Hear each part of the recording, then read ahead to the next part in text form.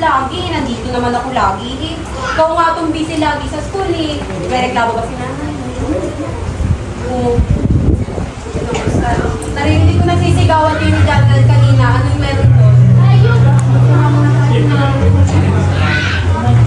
Ano kasi, naglasing na naman niya. Dalawa niya.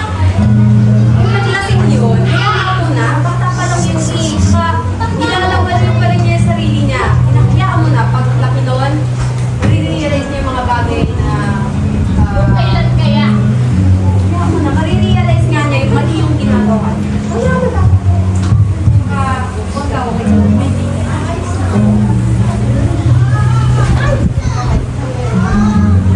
Ito ngayon?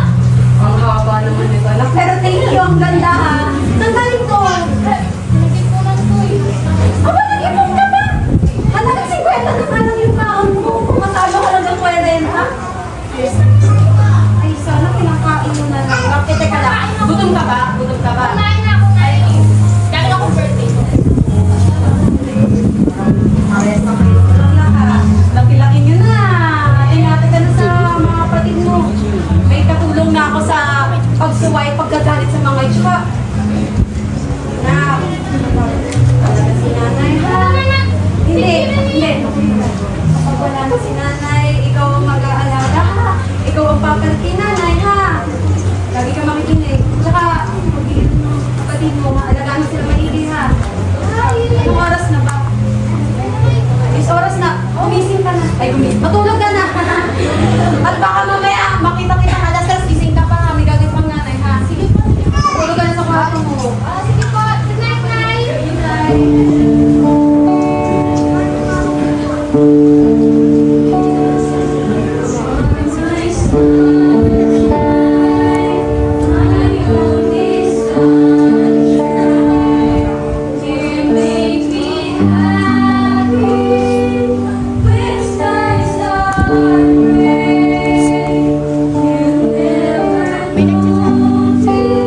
Ay, natawag.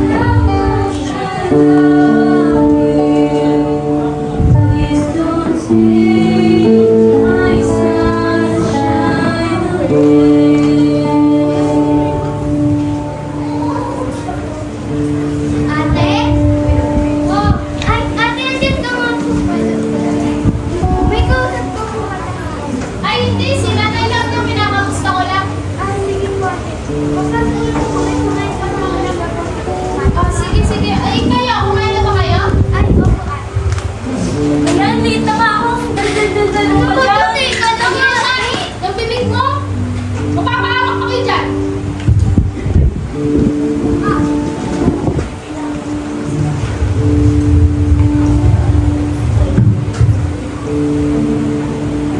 Sai? Sai, aalis na si ate. Pumunta na ako. School ha. Bakit ikaw hindi ka pa naka-uniform? Wala pa ang pasok? Wala po kami pasok. Ano po, nakita ko po si Daniel po kanina. Nag-ayun po sila kasama po yung princess niya. Maraming po. Sige, sige. Si nanay, ano ha? Bantay mo si nanay na kayong bahay. Huwag kang pumunta doon kasi may babasagin na sa baka maksidente ka. Yung ko. Sige, babalik si ate ha. Bye-bye. Bye-bye.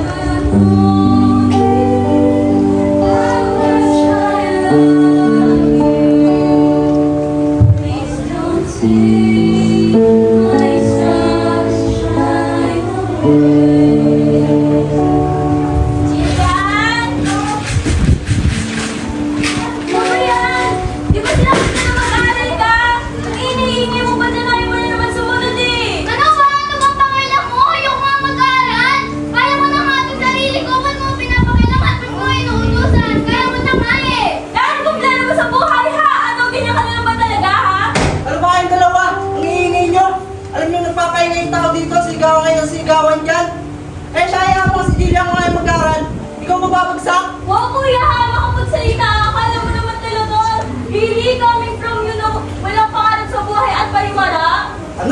Sabi mo?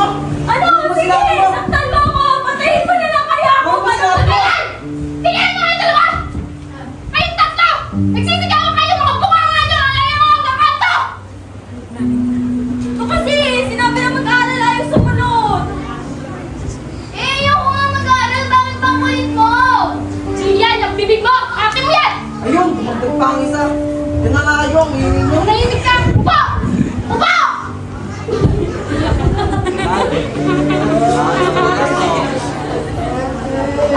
Oh, sino yun? Ano na si ate nito? Si ate nito. Si ate nito. Ito na si ate. Papunta na si nanay. Balik na si nanay.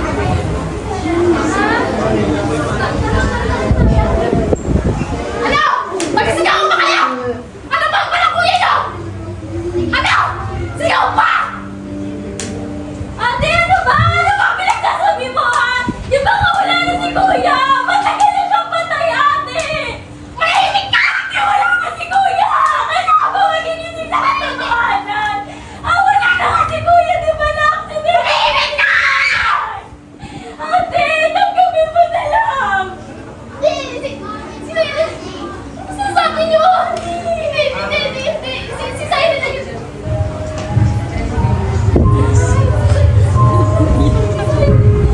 Nay! Ano sa'yo?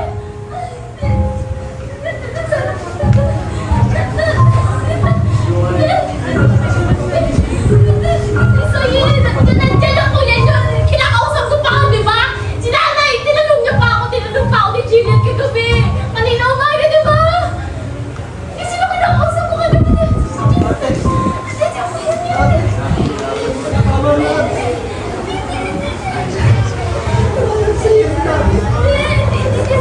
Ano sinasabi niyo, ha? Hindi totoo, hindi totoo. Alam mo masakit ate. Hindi totoo. Kaya ako di ko na rin alam kung nangyari. Parang ko lang. Sobrang sakit mo naman. Tatalagin ko wala eh.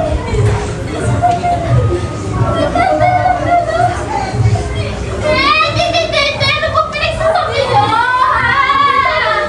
Si tatay lang yun, di ba? Hindi, si tatay. Si tatay lang yun eh. Ano po pinagsasabi niyo? Buhay pa rin eh. Buhay pa rin.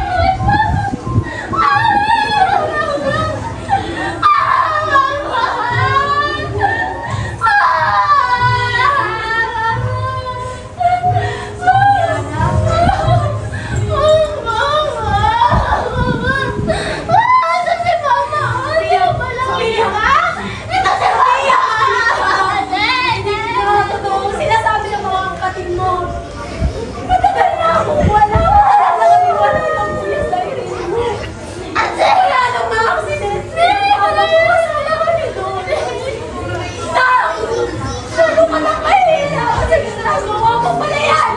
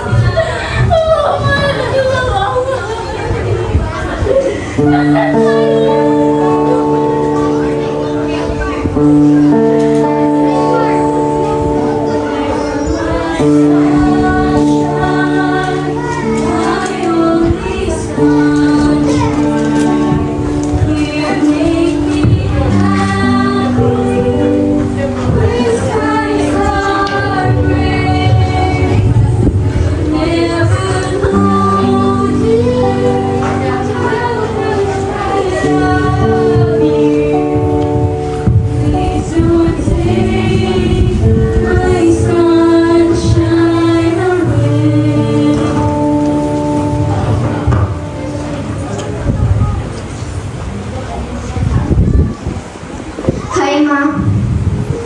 Mag-aaral na ako, Ma.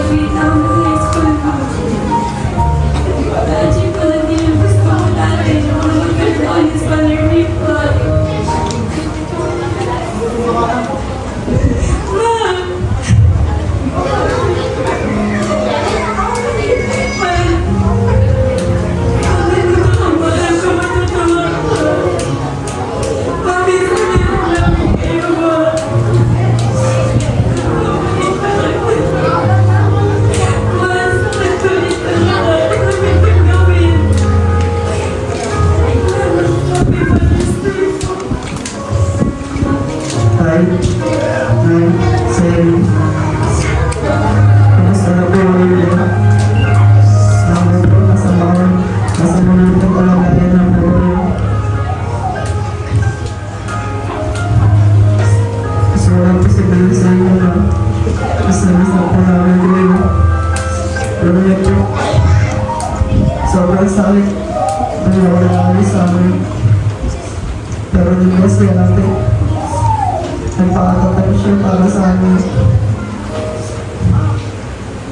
Kasi wala po sa piling niya. Pinili ko na po yung mga milisyon. At pinapangako po sa inyo. Magiging uwi ako para sa mga kapatid ko. Paalagaan ko sila. Katulad ng pag-aalala na sa amin. Dahil kasama sa po ito. Happy Mother's Day po. Ma? Nakalabas na po ako ng rehab na. Sa boundary na. Mahirap po kami boundary na eh. Matag na, hindi na nagsisigaw. Matag na na. Wala na yung mga narikas sa harapan ng bahay na. Wala na nila ang pag-uusapan niya. Sanay, pag napag-ausap ko pa niya, bes na magbago, hindi ko alam kung paano nangyari. Ano si Janren, parang ininom. Si Jillian, hindi ko siya nag-aaral siya ng mabuti, hindi ko siya masyadong naglalaro. Parang dati lang si Ayesha, mama. Lagi naglalaro yan. Si Janren, lagi nagsasaway. Ngayon, hindi pa ako masaliya na si Ayesha, siya rin nagsasaway kay Jimmy. Nahihirap din kontrolin ng tatlong tanan. Pero kaya ganun mo eh. Ako na tatay yung parang namin sa akin. Nasikap ako para makapagtapos sa kanya tsaka si Jimmy. Ngayon ko yung